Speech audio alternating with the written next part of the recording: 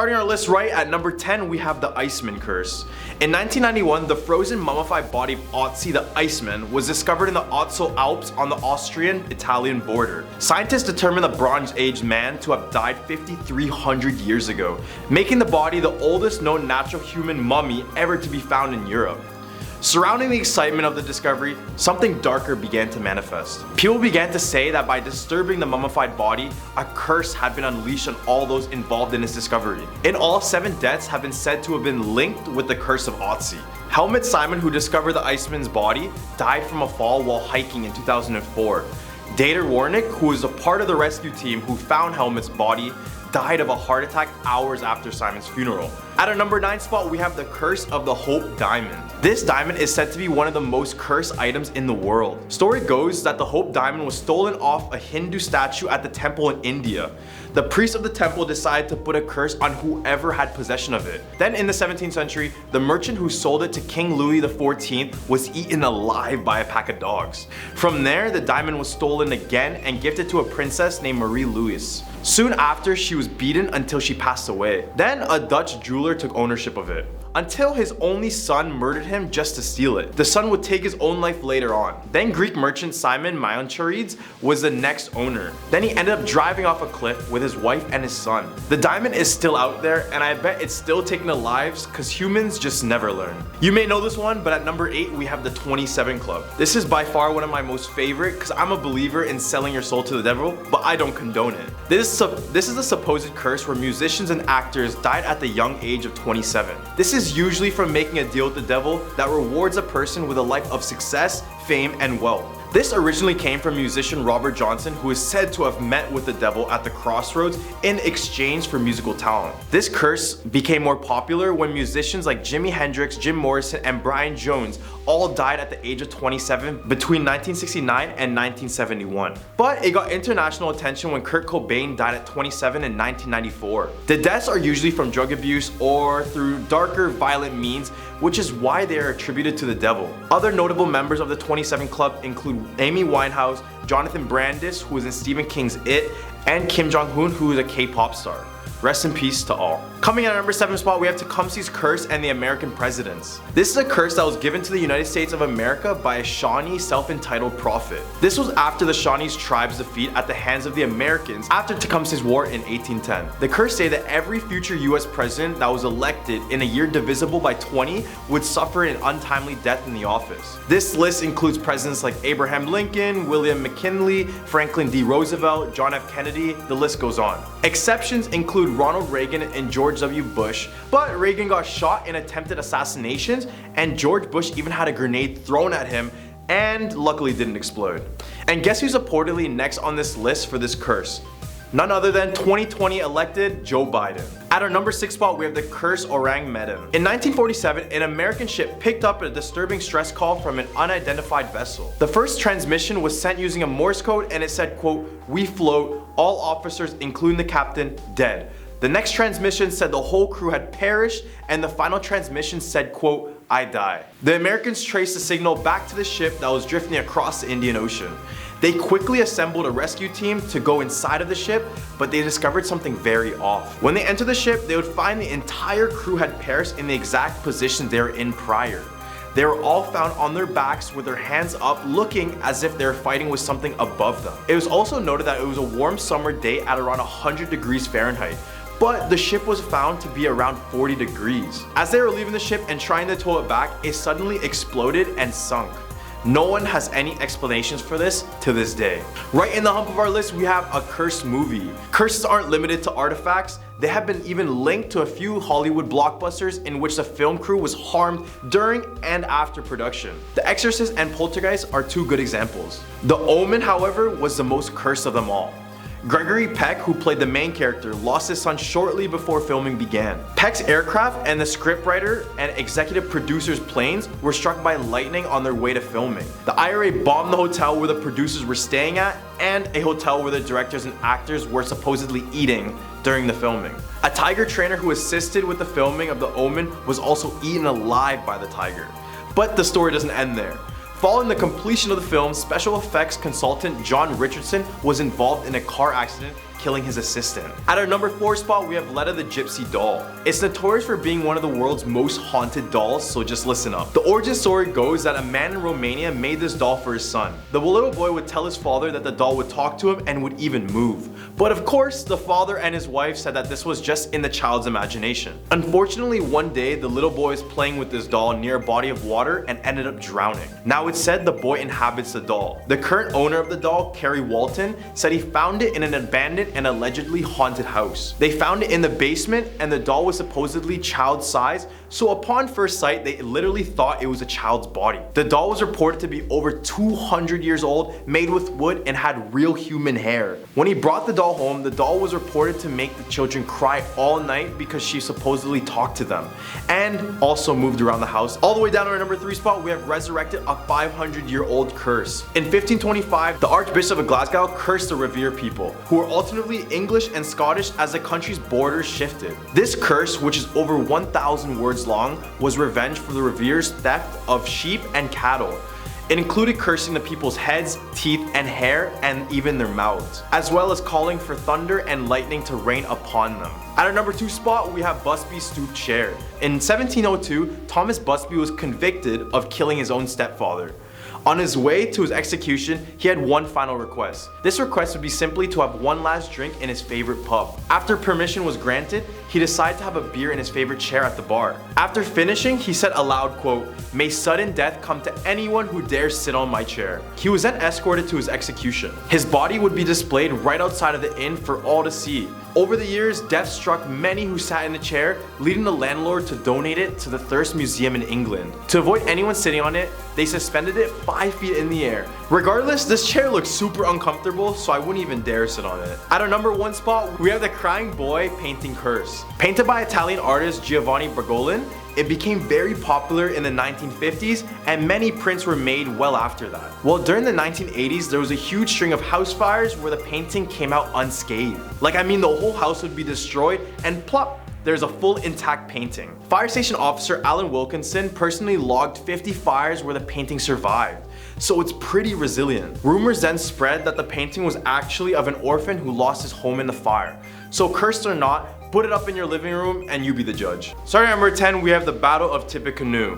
The Battle of Tippecanoe was fought all the way back in November 7, 1811. This was an American and Native American showdown located right in the heart of Indiana. This battle saw the defeat of Native American leader Tecumseh by former American President William Henry Harrison. Tecumseh's brother Tenskwata, sorry for the mispronunciation, aka the Prophet, set a curse on Harrison and all future presidents, saying that they would die in office in a cursed year ending with the number 0. I don't know much about American presidents, but I brought my American historian with me who could tell you all about it. Thanks for that introduction, Andrew.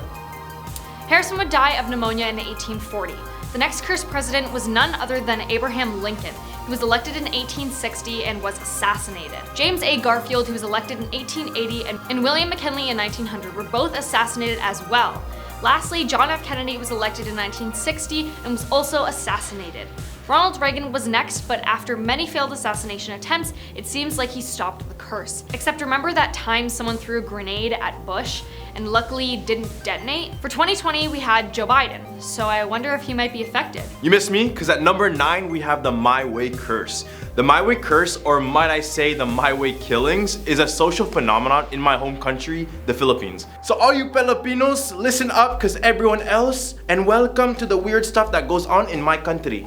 The curse is linked to the song My Way by Frank Sinatra. Oddly, since 2002, there have been an unusually high number of deaths linked to this song, especially when people are singing it during a karaoke performance.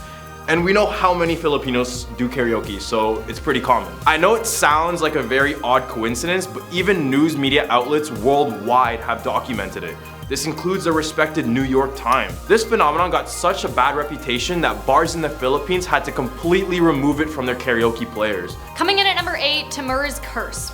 Tutankhamun might have the most famous tomb curse, but Timur might have the pharaoh beat in terms of success. Timur was a Turco-Mongol conqueror in the 1300s.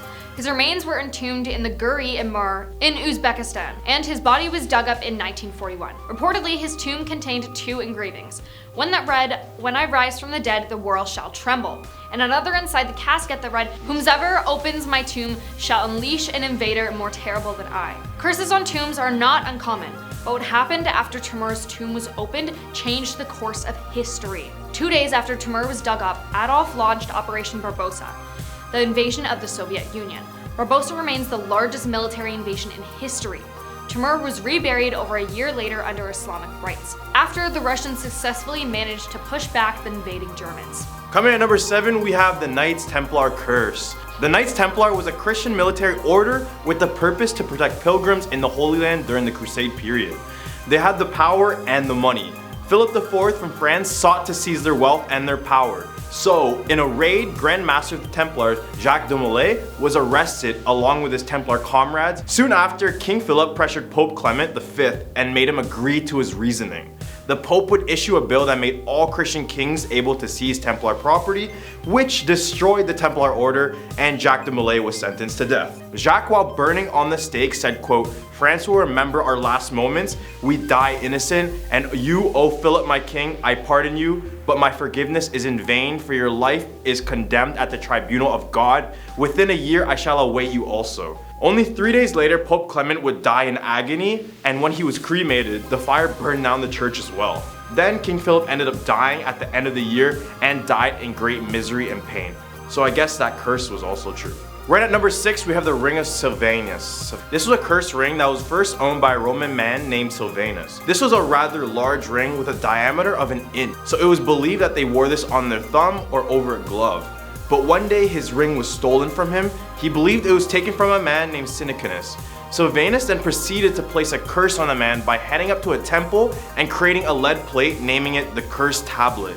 On the tablet he wrote, "For the Northern god Silvanus has lost a ring and donated 1/2 of its worth to the Nodens. Among those named Sinicanus permit no good health until his return to the temple of the Nodens. It's believed whoever owns this ring will fall ill, get into accidents, or have things happen to them which would lead them to an everlasting suffering." Halfway at number 5, bone pointing. Bone pointing is a practice of Aboriginal Australians, in which a Kurtatacha, an executioner, points a bone or another object at a victim. The victim is then said to become sluggish and ill, typically refusing to eat or drink until they succumb to the illness and pass away. While they are hypnotized, the response from the victim is mostly psychosomatic, but that doesn't mean it's treated any less seriously. Belief in the curse is strong enough to have a tangible effect. Now at number 4, Australian soccer. Anything bad happening will have fans claiming their favorite sports team is cursed, but that really seems to be the case with the Australia national soccer team. Reportedly, the team asked a witch doctor to curse their opponents, Rhodesia, in 1969. Did I say that right? The witch doctor did so, but when he asked for $1,000 in payment, the team said they didn't have enough money. Years of bad luck followed to such a degree that some people believed the whole of Australian soccer was cursed. Fed up with the years of losing, John Safran investigated. As it turned out, the original witch doctor had died, so John asked another witch doctor to enter the original stadium and channel his spirit. After a ceremony, which included an animal sacrifice, the team qualified and advanced to the second round of the World Cup in 2006, and they have since qualified for 2 more. Right at our number 3 spot, we have a cursed number. Can a phone number really be cursed? I mean, the only times I can say it's cursed is when I look at my phone and I have 7 missed calls from my mom. The number 0888888888 have been linked to so many deaths that has been suspended from being even used. The phone number was created in 2001 by a Bulgarian mobile phone company named Mobitel, and this number was used by the owner and CEO of the company, Vladimir Grashnov. He ended up dying of cancer the same year, but others suspect he was radioactively poisoned by a business rival. The number was then transferred to a mob boss. Then in 2003, he got shot and killed when he was out at a regular dinner with his family. Then the last person to have this number was a Bulgarian businessman who was also shot and killed in 2005. Mobitel has now suspended the number forever. Coming in at number 2, the 27 Club. The 27 Club refers to the famous and talented musicians who died at the age of 27, right from legends like Kurt Cobain, Jimi Hendrix, Janis Joplin, and Jim Morrison, all of who were very famous rock stars at their time, to the more recent Amy Winehouse, who drank herself to passing away. What is even more bizarre about this curse is that all of them became famous at the age of 25, then passed away 2 years later at age 27. Taking our number 1 spot is Iceman Curse. Back in 1991, the body of an Iceman was discovered in the Alps. It was estimated that the body dates back over 5,000 years, but after his discovery, 7 of the people who found him passed away over the course of 13 years. Now I'm gonna hand it over to my friend all the way up in the Alps, in the mountains, Andrew. I'm all the way in the Alps. Thank you, Michaela, for the introduction. Now this would have been acceptable had they been of natural causes, but none of them were. One person passed away in a car accident, another one was suffocated in an avalanche, then another one passed away accidentally falling off a cliff, and then another one from a blood disorder. Like, the Iceman curse is currently one of those famous curses of modern times that just scare the lights out of me. Well, I'm officially freaked out. Starting off this countdown at number 10, The Omen. Gregory Peck, who played the main character in the movie, lost his son shortly before filming began. Peck's aircraft and the scriptwriter and executive producer's plane was struck by lightning on their way to the filming. The IRA bombed the hotel where the producers were staying and a restaurant where the directors and actors were supposed to eat during the filming. A tiger trainer who assisted in the filming of The Omen was also eaten alive by the tiger. But the story doesn't end there. Following the completion of filming, special effects consultant John Richardson was involved in a car accident, taking the life of his assistant. One time, Peck canceled a flight he planned for reasons unknown. This flight ended up crashing, taking the lives of all passengers on board. The date of the accident was cursed as well. It took place on Friday, August 13th, 1976. If you watch the film now, it has a way more darker undertone to it. Number 9, Antrim. Antrim is a documentary about a lost 1970s film that was only screened twice because everyone who watched it passed away. The movie opens with an 8-minute documentary detailing the curse around the film, then shows you the film itself, which is about 2 young kids who attempt to dig a hole to hell to save their recently deceased dog. The filmmakers do their best to make the movie within a movie look authentically 70s. Some eager horror buffs even tried to track the original Antrim down, believing it to be real. Number 8, The Conqueror. The movie stars cinema legend John Wayne as the Mongol conqueror Genghis Khan, as he battles against Tartar armies for the love of their princess Bortai. The film was shot near St. George, Utah, which is 137 miles downwind from the US government's Nevada National Security Site, where 11 nuclear weapons tests occurred in 1953. Following the completion of The Conqueror, cancer ran among both the cast and crew members and would continue to affect those a part of production for years to come. Of the 220 crew members for the film, 91 developed cancer during their lifetime, with 46 passing from it. Director Dick Powell passed of cancer in 1963, 7 years after completion. John Wayne passed away in 1979 from stomach cancer, though he himself blamed the diagnosis on his 6-pack-a-day cigarette habit. Susan Hayward and Pedro Armendariz both succumbed to cancer and cancer-related illnesses, with Hayward passing away in 1975 from brain cancer and Pedro taking his own life when he discovered he had terminal neck cancer. Number 7, The Wizard of Oz. In the 1939 film, The Wizard of Oz is, however, not considered cursed, because an actor taking their own life was supposedly caught on screen. What is true, however, is that there were enough on-set accidents to lend The Wizard of Oz its own cursed reputation. For starters, actors Buddy Ebsen and Jack Haley both suffered severe reactions to the makeup for the Tin Man, while Margaret Hamilton, aka the Wicked Witch of the West, endured life-threatening burns during her big disappearing act early on in the film. Not even poor little Toto was safe, as an on-set trainer reported that one of the witch's foot soldiers accidentally stepped on the dog during a take. Number 6, Atuk. This movie tells the story of a proud and fierce Inuit hunter who tries to adapt his life in the fast-paced New York City. The script was written by Todd Carroll, and the project had been circulating since the 1970s, with many Hollywood producers and studios showing interest in the film. 4 of the actors attached to the comedy all met untimely ends: John Belushi, Sam Kinison, John Candy, and Chris Farley. The first victim of the curse was Saturday Night Live legend John Belushi, who read the script in 1982 and was extremely interested in portraying the character. He was set to headline the project, but just months later, on March 5th, 1982, the beloved funny man passed away from an overdose at 33. Following his passing, the comedian Sam Kinison got his hands on the script and was set to star, but was fired over rewrites and creative control. He then passed away in a car accident on April 10th, 1992. Halfway, number 5, The Passion of the Christ. Get Getting struck by lightning is never a good sign. But what if you also happen to be portraying Jesus Christ in one of the most controversial movies of the year? This happened to Jim Caviezel on set of The Passion of Christ, as well as the assistant director on the film, who got struck twice. Then there were reported accidents associated with the scourging and crucifixion of Christ, which saw Caviezel get accidentally whipped for real by a co-star. He endured a dislocated shoulder from carrying the cross, a lung infection from the weather, and massive migraine headaches from the bloody eye makeup. Number 4, The Misfits.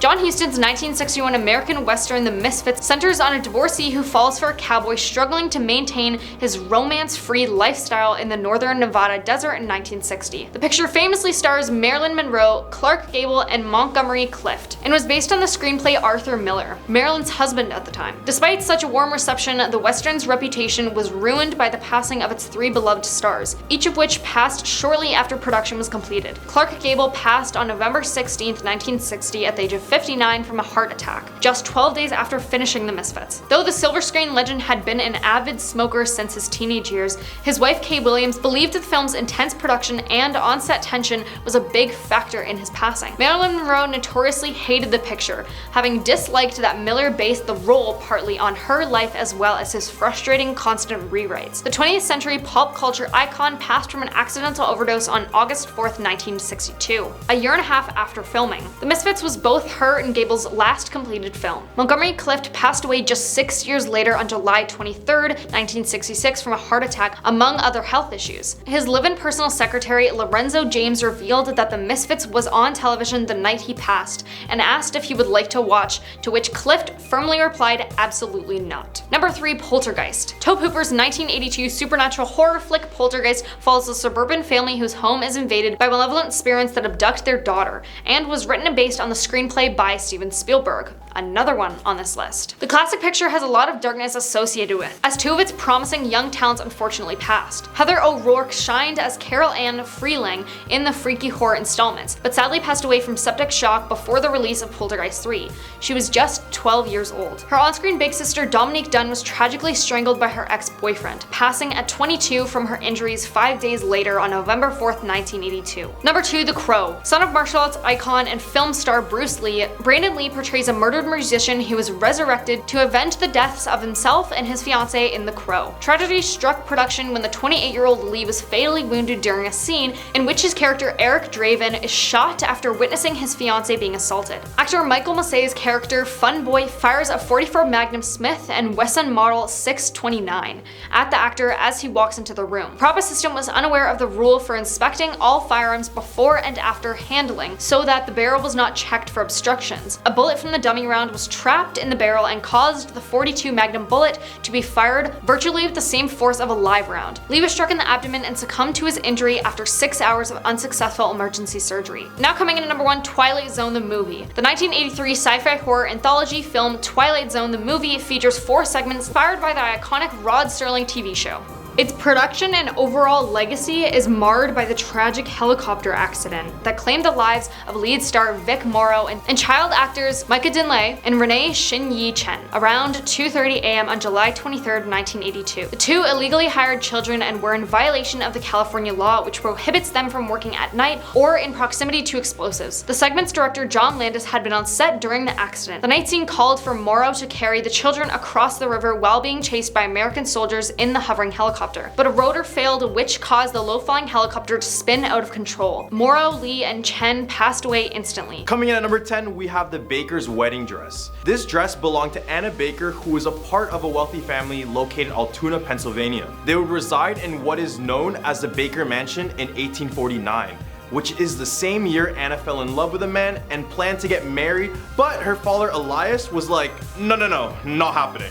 It's believed he said that because he was a part of a different social class. He didn't want this marriage to happen so bad, he even got the man banished from town. Anna was heartbroken and begged her dad, but her dad just kept telling her no. She then went out of her way to buy her own dress like the one in the photo, and then showed her father, and he still was very adamant on saying no. So in spite of her father, she never married even till after his death. Fast forward all the way to 1922, all the members of the Baker family passed away and the mansion had been bought by the Blair County Historical Society and turned into a museum. In the museum, guests reported seeing the glass of the dress being shaken violently. Others report seeing a woman apparition in a black dress staring into this display. Perhaps it's Anna from the grave, but we'll never know. Stealing our number 9 spot, we have the woman from Lem statue. Often regarded as the goddess of death, this stone figurine was most likely a fertility statue. Most of its features wore away by the time it was uncovered in Lem Cyprus in 1878. But that didn't stop it from becoming one of the most cursed objects in history. Lord Elephant, no, not an actual elephant. Well, he was the statue's first owner, and after a brief moment with the statue, he, along with 6 family members, would meet their demise. The same thing would happen to the figure's next owners, including the last Sir Alan Beaverbrook. He and his wife, along with his daughters, passed away shortly after taking possession of the statue. His remaining sons then donated the statue to a museum where the curator would also pass away shortly after touching it. Now the statue is kept behind a glass and nowhere close to being touched in the future again. Coming at number 8, we have the Dybbuk box. The Dybbuk box is a wine cabinet claimed to be haunted by a Dybbuk. If you don't know what a Dybbuk is basically a malicious possessing spirit believed to be the lost soul of a person who passed away. This mahogany box was then auctioned off by eBay owner Kevin Manis. It was said that the box had origins to Jews in the Holocaust and would often radiate paranormal activity. It gained so much fame that it even inspired the 2012 horror film, The Possession.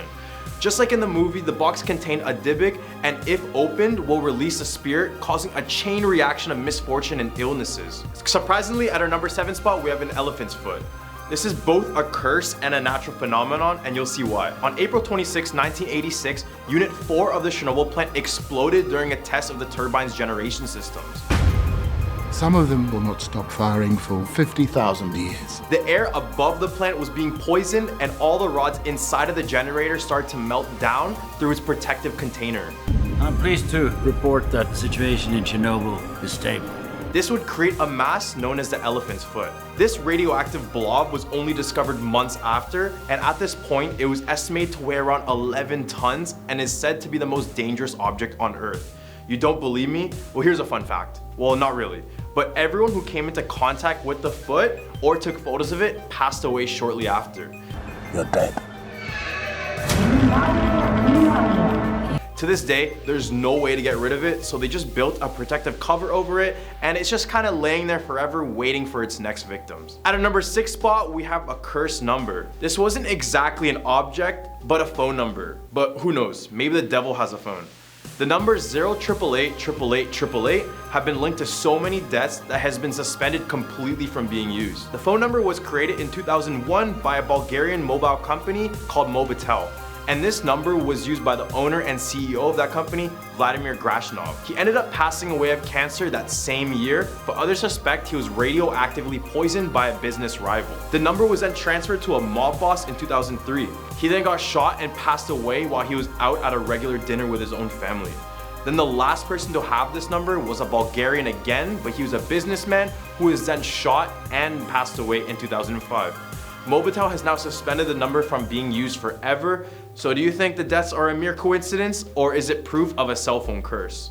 Right in the hump of our list, we have the Belcourt Castle chairs. These haunted chairs located in Belfort Castle in Rhode Island are more commonly known as a salt chair/throne.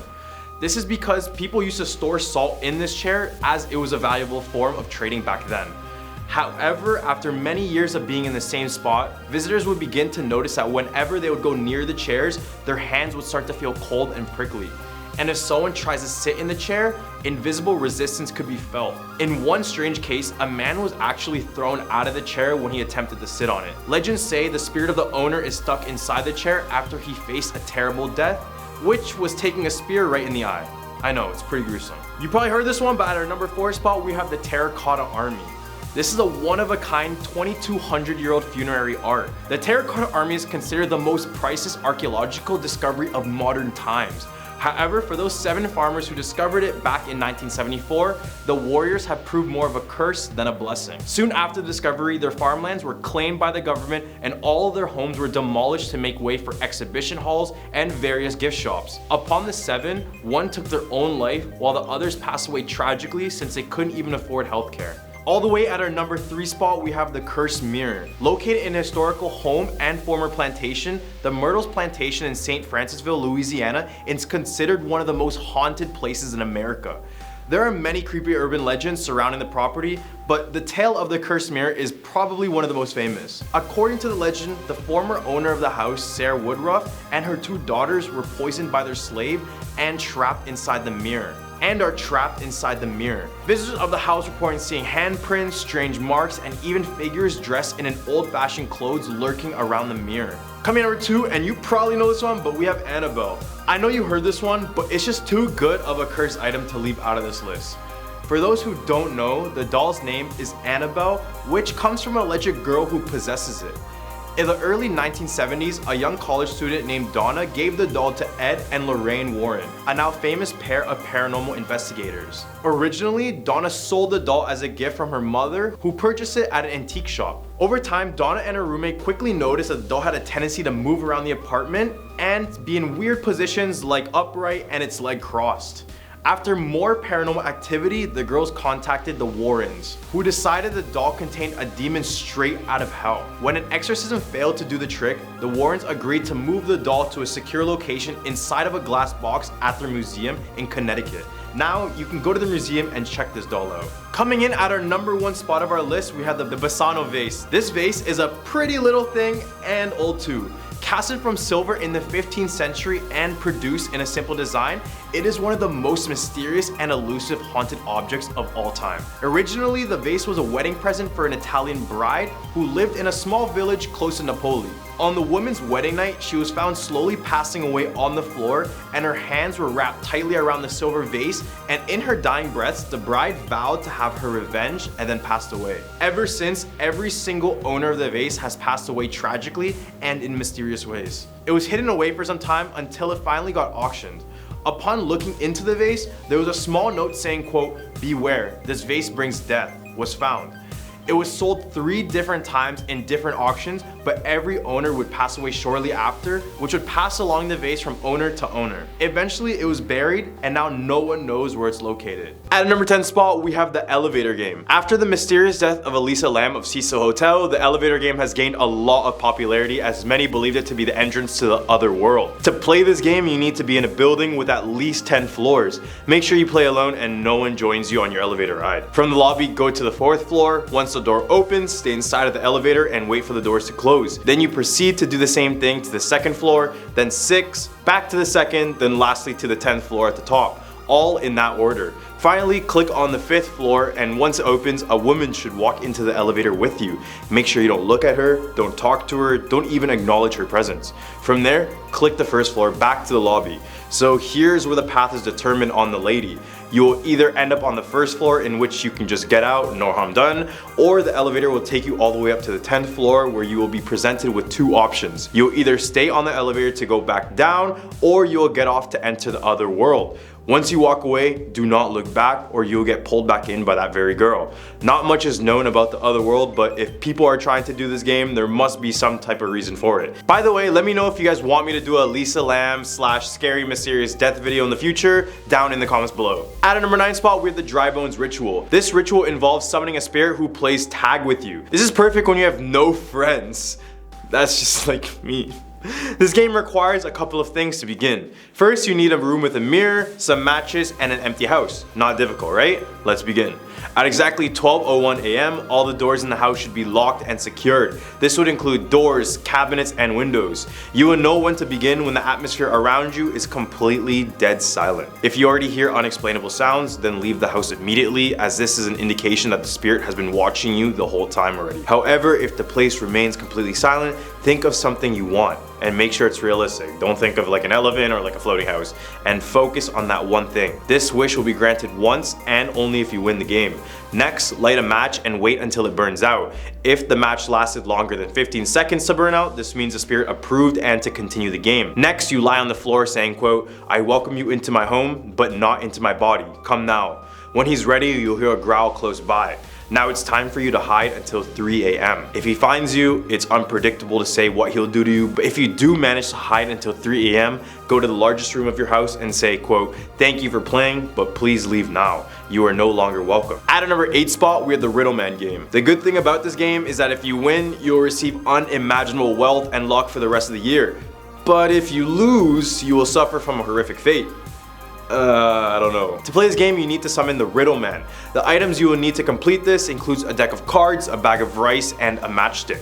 Now wait until midnight or else the game won't work. Around this time, you will need to spread the rice in a circle on the ground, big enough for you to sit inside of it.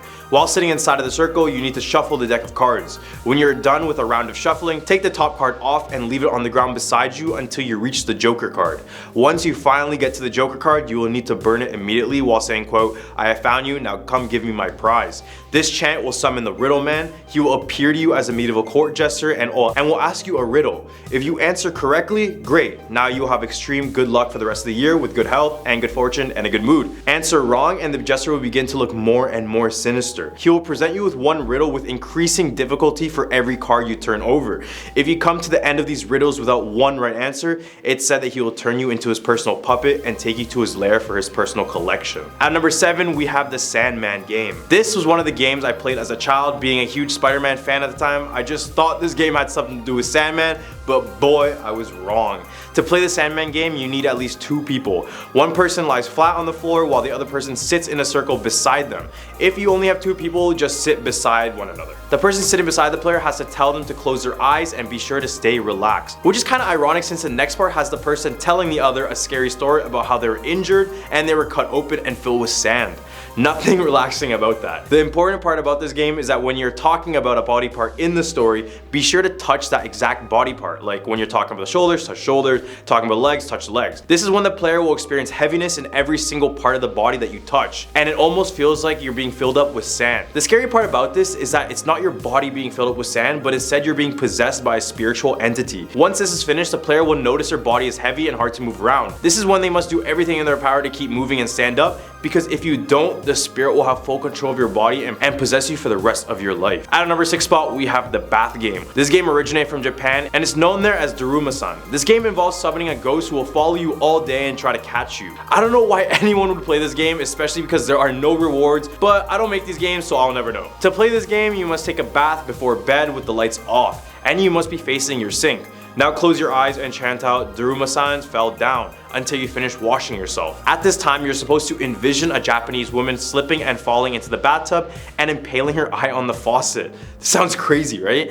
You should be able to get a sign that the spirit is nearby soon after that. And at that point, you need to ask yourself aloud, "Why did I fall in the bathtub?" But don't wait for an answer and keep your eyes closed. Trust me, you don't want to open them. After waiting a bit, stand up closely and exit the bathroom, closing the door behind you. No need to drain the tub or anything. The next day, when you wake up, you're supposed to be feeling the presence of Daruma-san with you throughout the whole day, and you must hide and avoid her to win the game. Right in the hump of our list, we're the man of the fields. If you win this game, you will be safe physically, financially, and in any other way for at least 1 year. If you don't, you might die. For those daring to take the risk after sunset, light a lantern or candle and walk to your backyard and face your house. Now say, "Who will scare the crows away 7 times?" If you begin to hear whispering in the distance, you know that you have done the game correctly. Return to your house and don't look back the whole time, and before midnight, be sure to close your eyes. And be sure to close everything that's able to open, including doors, windows, and cabinets. A man should appear in your peripheral vision, but don't acknowledge him, and be sure not to look in your backyard.